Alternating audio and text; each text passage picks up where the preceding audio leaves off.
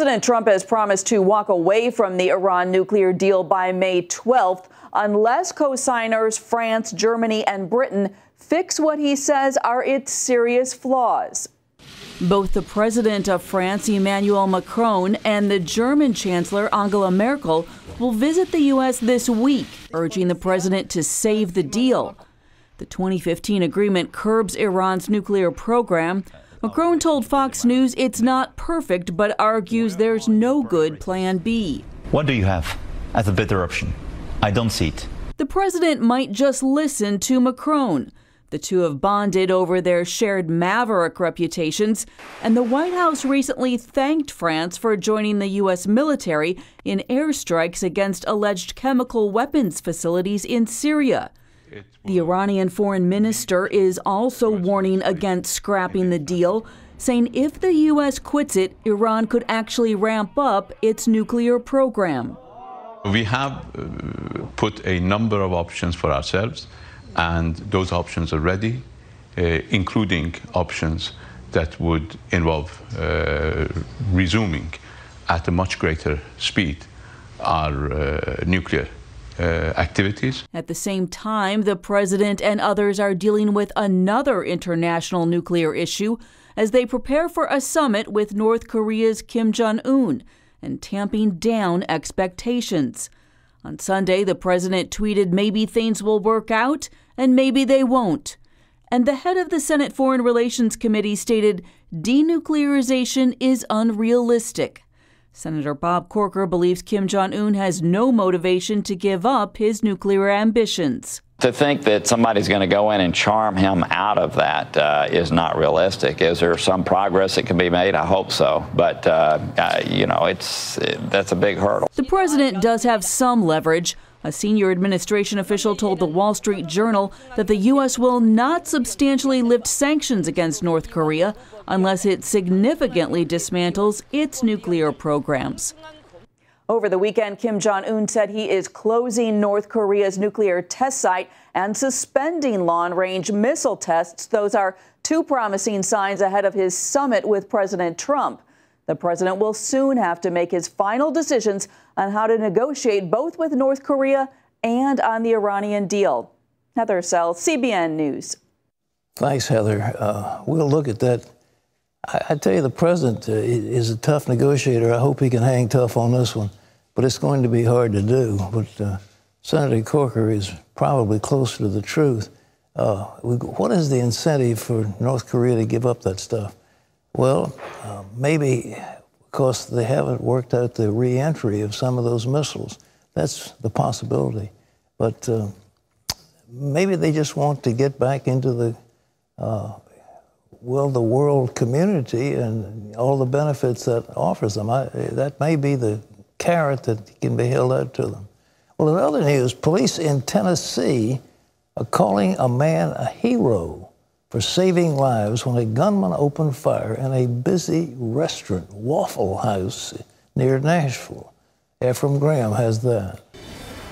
Pat, James Shaw Jr. says he only made a split-second decision to challenge the shooter during the attack at that Waffle House Sunday and says it was a selfish act to avoid being killed himself.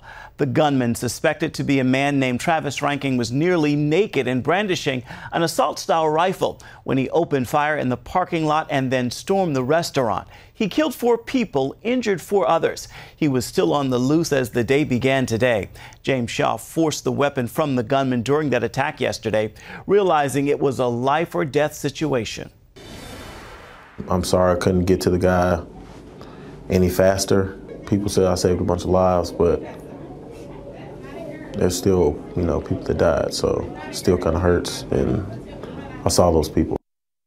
More details have surfaced on Ranking's troubled past and possible mental illness, including an arrest last year by the Secret Service for trespassing near the White House.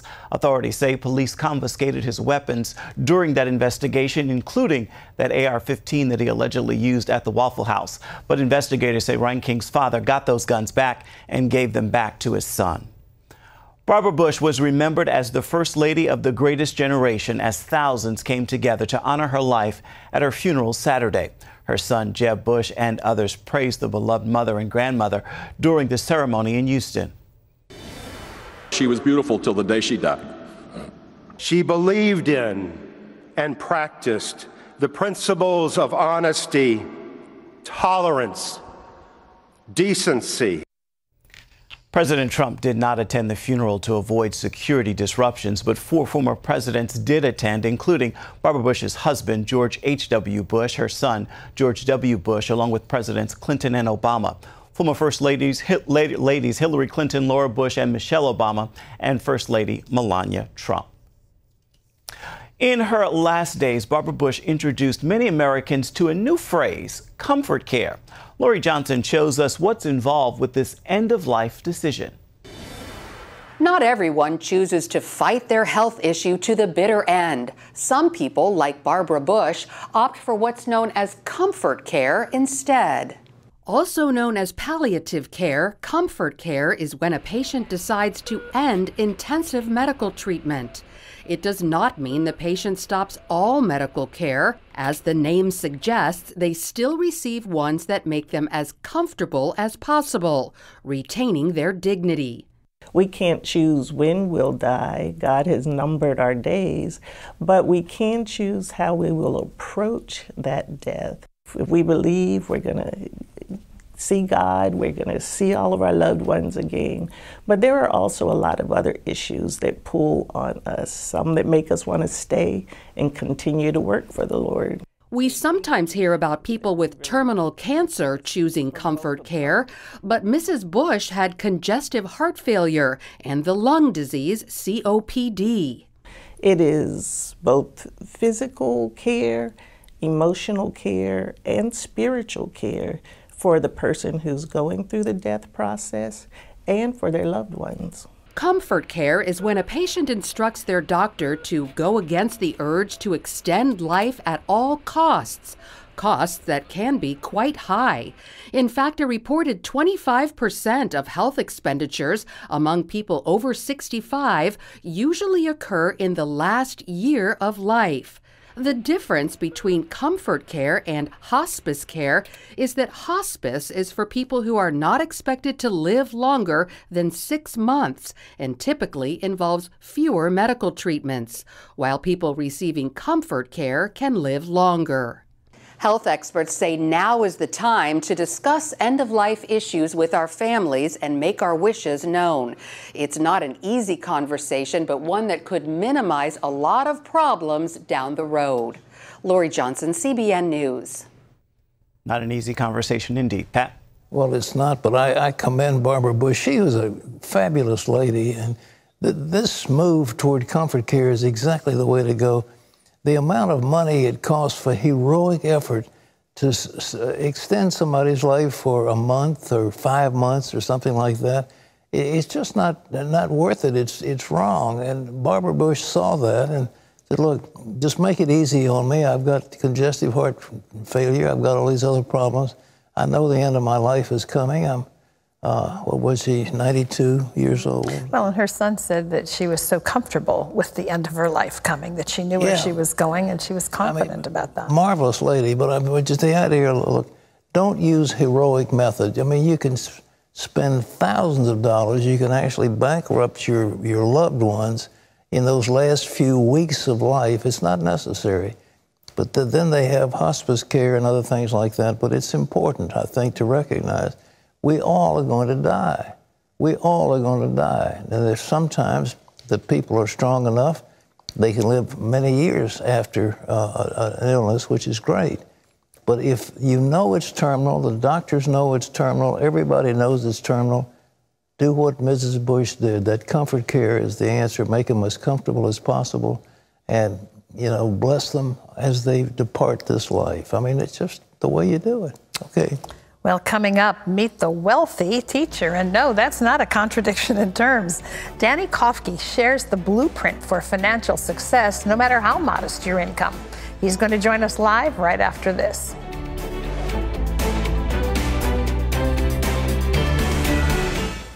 When I was first diagnosed, I had fear. He said they found a mass on my lung. They think it's lung cancer. I've got my wife and 2 young children. I want to be here for a long time for my family. I didn't know where to turn.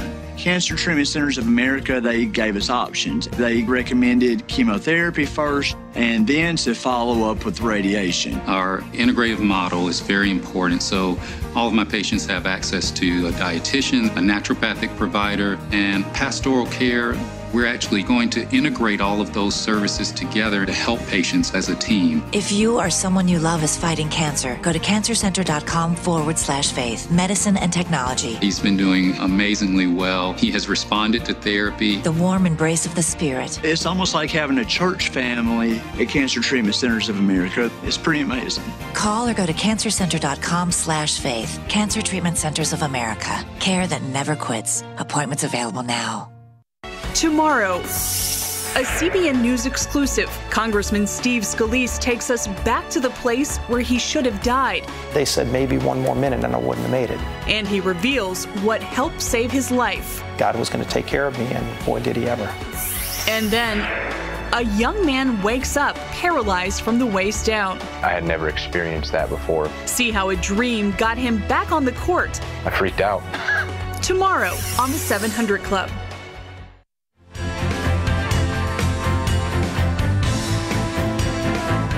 Let me ask you a question. Could you support a family of 4 on a teacher's salary? Most of you say there's no way. It'll take me $75,000, $100,000 to do what I want to do. Well, Danny Kufke has been doing just that for years. And he's written a book to show you how you can do it too. Mark Martin has more.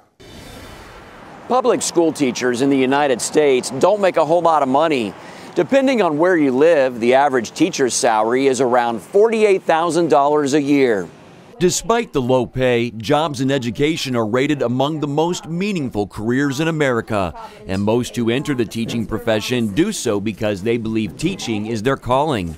Danny Kufke is one of them. He's a special education teacher in Georgia. And despite a teacher's salary, Danny and his family of 4 are close to debt-free, have a 1-year emergency fund in place, and will be able to retire comfortably when the time comes. He tells how you can do the same in a new book, The Wealthy Teacher, Lessons for Prospering on a School Teacher's Salary. Mark Martin, CBN News. Well, Danny Kufke is back with us. It's a fascinating book. It's so well written. Danny, it's good to see you. Hey, good seeing you too. Thanks so much for having me back on.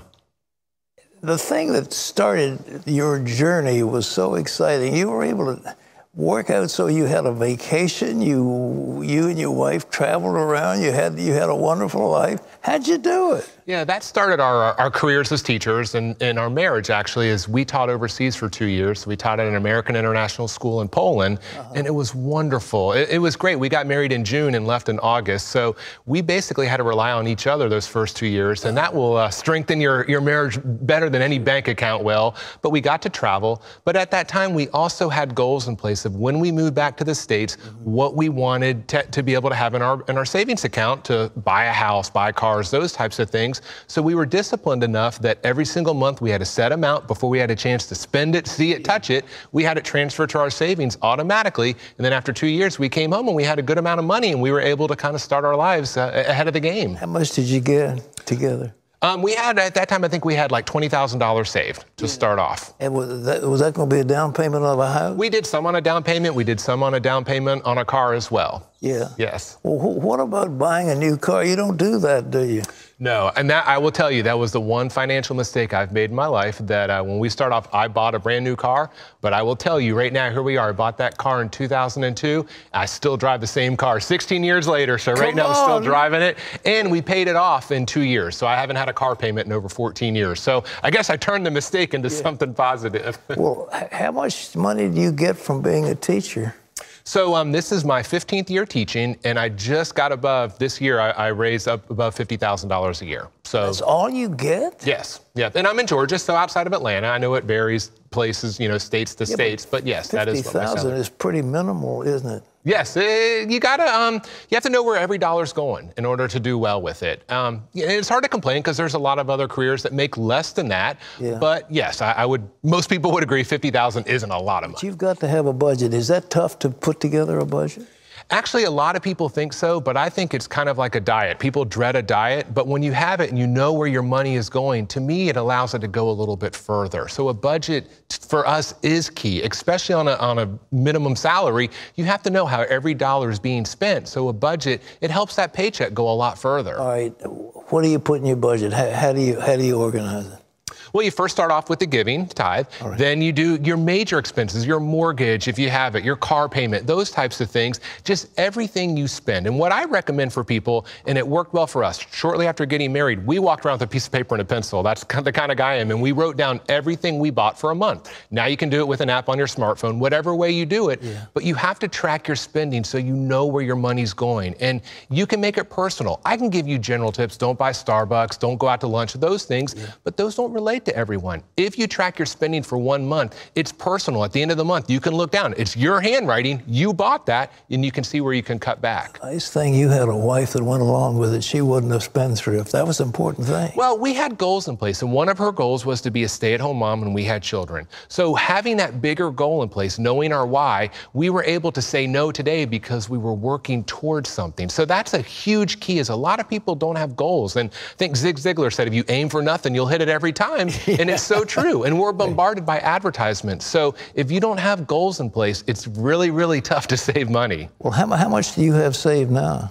Right now we have, in our savings account, we have a 1-year emergency fund, so it's a little above $30,000 just in a basic savings account. Also have investments, and there's a difference. A lot of people, with investing, that's money I want way down the road, at least 5 years or longer. People, you don't want to invest in stocks if you want the money next year, because who knows what the stock market's going to do. Sure. Over the long haul, it does well, but who knows in a year or two. But we have that emergency fund in place because we have to have margin. Life throws curveballs, and a lot of people say, I just have bad luck, but let's face it, if you live in a house long enough, the roof's going to leak. If you drive a car long enough, you're going to need new tires. If you have kids, they're going to break something, right? It's not bad luck, it's life. But you have to have that margin in place so you can turn what could be an emergency into just a mere inconvenience instead. You set up so you used to rely on your wife's salary to supplement yours.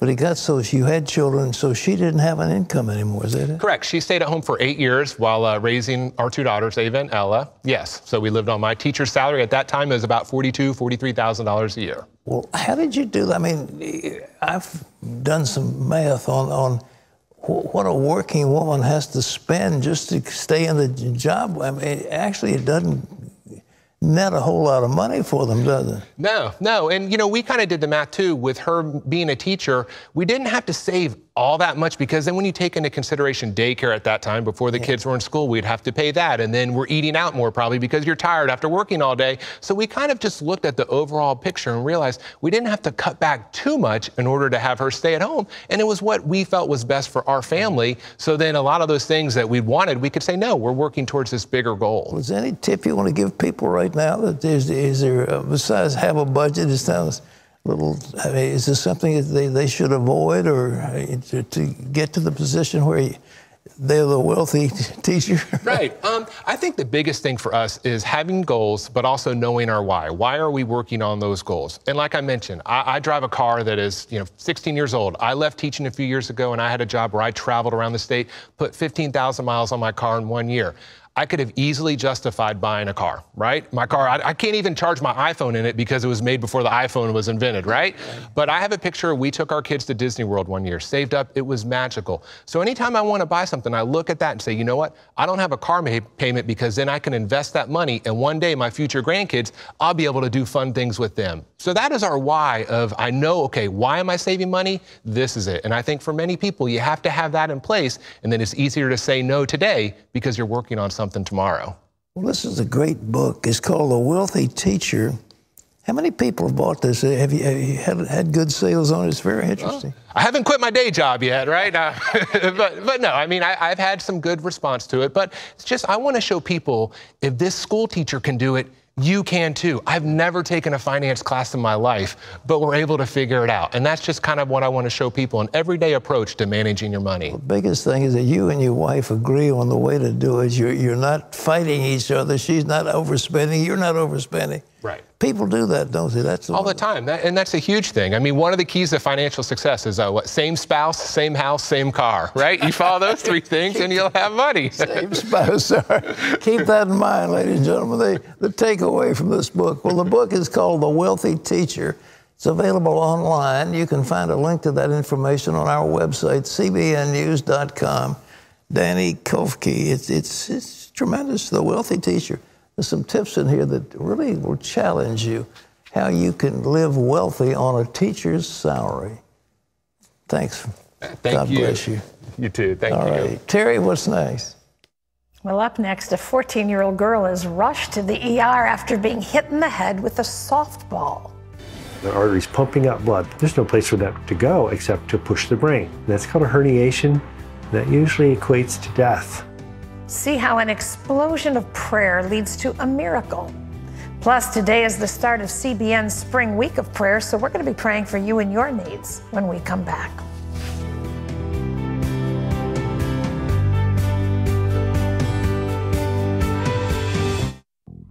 If you, like many people, are covered by both Medicare and your state's Medicaid, here's something important to know.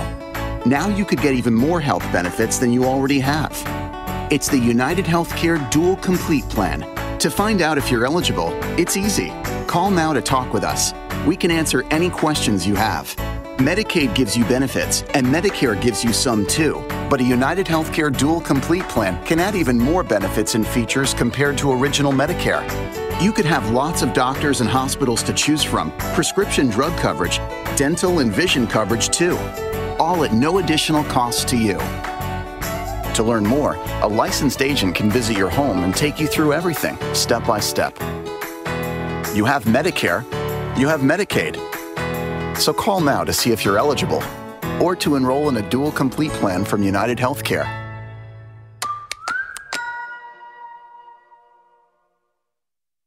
Hi, I'm Terry Mewson. At CBN, we're here to pray for you all year long. But each spring, the entire staff of CBN sets aside a special week of prayer to intercede for your needs. Spring is the time of new beginnings. So please send us your requests, no matter how big or small, so we can pray for you. Call us now or mail your prayer requests today. It's our privilege to pray for you.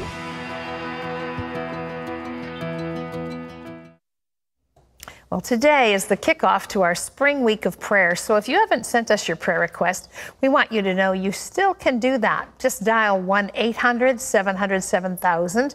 Let us know what your needs are, or you can log on to cbn.com. We'll be praying for you in just a few minutes. But first, we have an amazing story of answered prayer. Joycelyn Troyer was just 14 years old when she received a concussion, which led to a brain bleed that her doctor said usually equates to death. I said, just try to eat something. You know, you might make you feel better. Well, she ate a little bit and said, I can't eat anymore. She goes, I just want to go home. It had been several hours since Joycelyn Troyer came home with a splitting headache. She got hit in the head with a softball during batting practice with a friend. Now out to dinner with her family, she was getting worse. We go out. We get out in the parking lot, and she immediately throws up. So I knew right away, I said, she's got a concussion, but to what severity? As a precaution, her parents, Kevin and Susan, decided to take her to the ER. I just thought we were going to go through a couple tests and bring her back home. Dr. Jeff Cameron was the attending physician. She would answer questions yes or no, but she wasn't acting like a normal 14-year-old. So the CAT scan got ordered.